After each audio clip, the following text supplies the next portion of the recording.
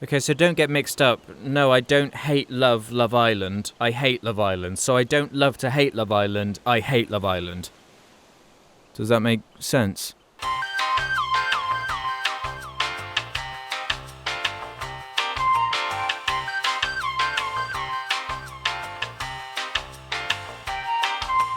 Love Island is a skin-crawling reality television show created and produced by a bunch of lizards wearing human skin over at the channel ITV in the UK. The show was cancelled in 2006, but it simply refused to stay dead. So its rotten, insect-infested, zombified corpse crawled its way back onto television in 2015, and has refused to go away ever since. From what I can figure out, the idea of the programme is that a small group of D-list celebrities that the producers see as marketable, such as retired Olympic athletes or socialites. Can someone explain to me what a socialite is and why I should care about them, please? Are all shoved into a gorgeous villa in Europe somewhere and have to share beds with each other in a long line like total weirdos, and do pathetic challenges like emptying the dishwasher that I guess in some universe is supposed to be interesting. The contestants are constantly watched by 69 different cameras, and are gradually voted off. The winners of the show win 50 grand, but in my eyes you've already lost if you've sunken to the point necessary to succeed. 50 grand or all of my dignity? 50 grand or all of my decency and respect as a human? I'll take the 50 grand, please. If you were to ask me before making this video if I'd ever seen this show before, I would have responded with, how stupid do you think I am? It's not exactly highbrow or difficult to follow entertainment. Every episode is almost completely identical to the previous, and what actually happens in each episode is about as eventful as this video of my dog doing absolutely nothing. Hang on, scratch that, at least my dog is cute. I swear the people they find for this show come straight from a net scooped from the nearest pond. We're talking about the thickest of the thick, lowest common denominator simpletons to ever grace the planet. Some of them so brainless that they could probably do with having subtitles. You know, he's got a wandering eye, ain't he?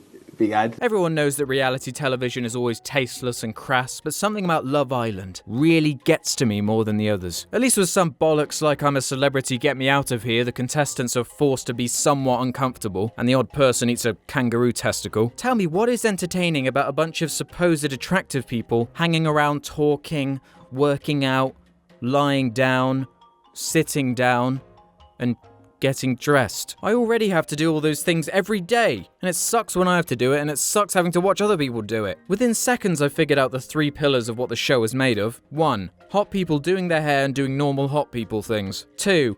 Hot people showing off their hot bodies. And 3. Hot people arguing and talking about shagging each other, i.e. drama. Drama. It's all about the petty, meaningless drama. Oh, that slug said he would cheat on me. Oh wow, 2 of the subhumans kissed in front of one of the other creatures who was also interested in the same girl. Can you believe it? It's like being in primary school all over again. Describing it as trashy doesn't even begin to scratch the surface of what it's like. I simply don't understand how this obscene amount of pure time, tens if not hundreds of hours, can be filled to the brim with so much yimmering and yammering, and yet still be exactly the same at the end as it was at the beginning. It is a time vacuum, a Chinese takeaway that even after hours of runtime leaves you feeling empty and unsatisfied. I got hold of 3 random episodes of the show, which I somehow knew through an educated guess would be more than enough to catch the drift. Get it? Island? Drift? Let's move on. I recorded my first ever experience with the show for all of you to see, so let's watch. So this is season 4, episode 9. Let's see how this turns out. Previously. Nope. Nah, not since you walked in. No. You know, when you walked in, I just thought, she's absolutely stunning. What is with the zooming? Constant zooming! He's waiting here so far. Tonight. What is going on? What is up with the editing? It is so mindlessly flashy that it's giving me a seizure. Except for 7 cameramen and Andy the intern who promised not to look. But what is with these shows and the narrator screaming every line? They wanted some privacy, but they weren't allowed any. Give it a rest, it's exhausting. It wasn't just that, like he was like actually my friend, like my buddy. What is wrong with her face?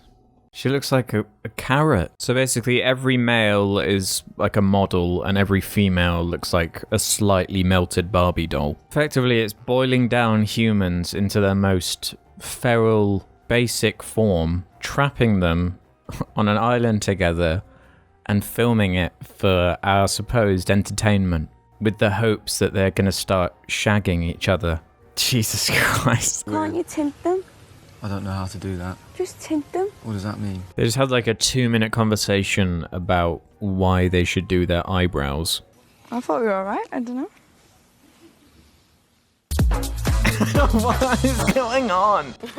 To me, as if are you being serious? And I was just like, whoa, I was not expecting that. Like, it was so...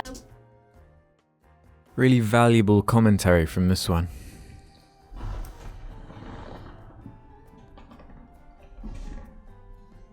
awkward. This show is so repugnant. It encourages this really gross cheating thing and like making your partner jealous stuff that's so popular at the moment. It's just horrible. It just felt a bit like desperate to me, like pushing in that way.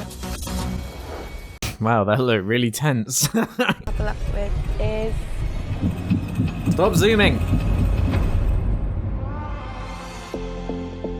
That was absolutely abysmal.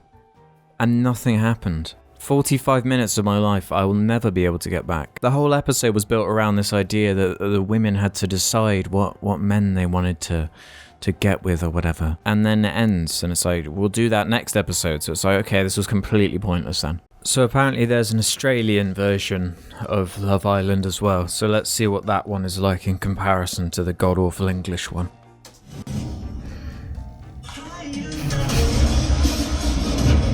Oh, so completely identical then.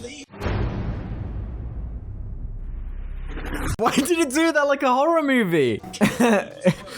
The narrator is Irish. He's not even Australian. I'm gonna give this 10 minutes. And if it's just as identical as the English one, then I'm gonna start skimming through it because I just can't waste my life doing this. I'm sorry, I can't. It is actually painful. I just think the new guy's hot as fuck that I want to jump his bones. What? It was so good. Am I being played here?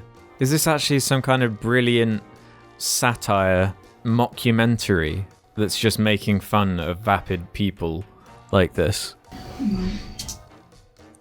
I've given it nearly 11 minutes and nothing's changed. So I'm just going to skip through it now. I'm attracted to you and I'm so attracted to your personality. You set me free. You set me free. And so, it's the date we've all been waiting for. Wednesday, the 13th of June. Why? What? Which boy is most likely to leave the villa with a girlfriend?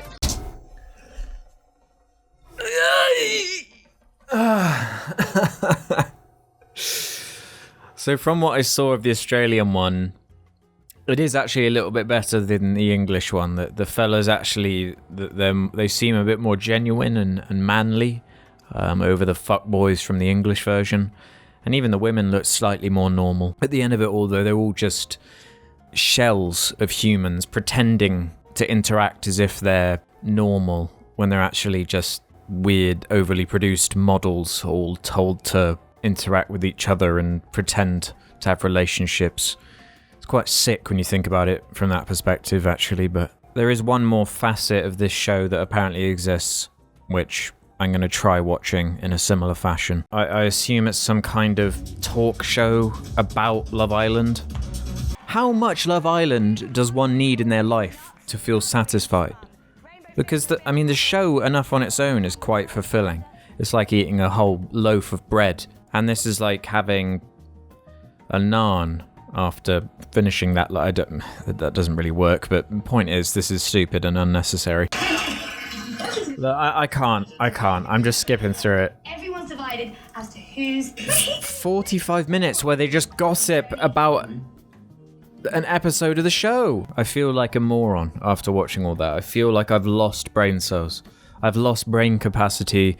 I've lost the ability to think. I'm frazzled. I feel like I've become one of the slightly sizzled orange bits of muscly flesh that all of the men are in this abhorrent, somewhat insulting show. Watching Love Island is a bit like watching porn for the story. It's only 1 or 2 steps away from being explicit anyway, so I say just take the jump already. And maybe that's what some people like about it. They can be impartial judges who feel like they're part of the primordial, scantily clad drama, but detached enough to the point where they can feel good about themselves for not being as airheaded or stupid as the contestants. I know there is a portion of the millions of fans who claim to watch ironically, in the same messed up way you might be unable to take your eyes off a car crash in motion, but be honest with yourselves.